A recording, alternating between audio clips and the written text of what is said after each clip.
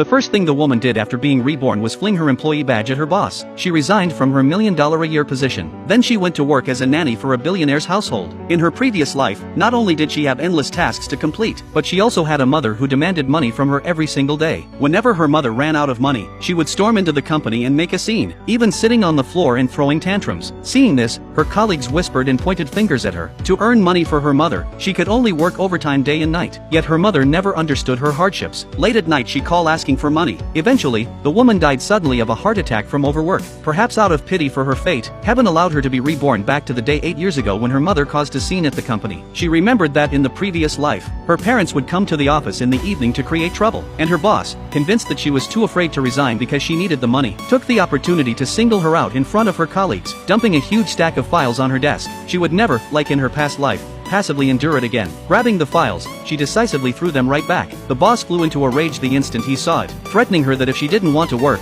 she could pack her things and leave. Unexpectedly, the woman promptly removed her badge and tossed it at him, then picked up her suitcase and began packing her belongings. Seeing this, the boss pulled out the employment agreement to threaten her. The agreement stipulated that employees who resigned voluntarily could not join competing firms. The boss had assumed she wouldn't dare quit, but to his surprise, she packed up and left without hesitation. Just as she stepped out of the company, she received a job recruitment flyer. She thought to herself that if she couldn't work at a competing company, she could still find other jobs. Following the navigation, she arrived at a lakeside, just in time to see an old man fishing there. When the old man learned that she was looking for work, he invited her home to work as his nanny. But upon entering the house, they found other applicants already waiting to be interviewed. Due to her extraordinary demeanor, the young master assumed she was a guest of his grandfather. When he heard that she had come to apply for the nanny position, everyone was taken aback. At that moment, the young master suddenly clutched his stomach, a detail that immediately caught the woman's attention. With just one glance, she could tell the young master's stomach was in pain. The other applicants hadn't taken her seriously, since they were all elite nannies, with years of experience serving wealthy families. Even